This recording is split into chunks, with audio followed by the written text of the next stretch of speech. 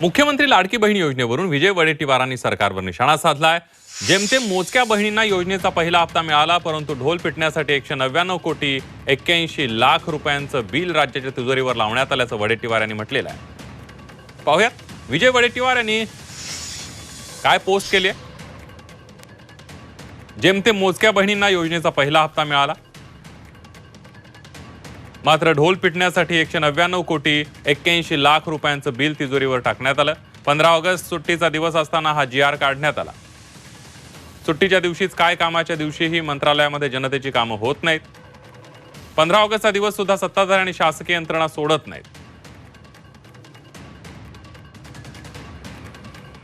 सरकारकडे शेतकऱ्यांना नुकसान भरपाई, शिष्यवृत्ती, नोकऱ्यांसाठी पैसे नाही आहेत।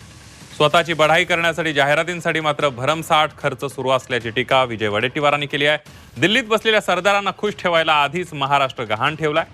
विधानसभेत मतांसाठी महायुतीतील 3ही पक्ष मिळून महाराष्ट्र विकायला पण कमी करणार नाहीत असं टीकास्त्र वडेट्टीवारांनी डागलंय।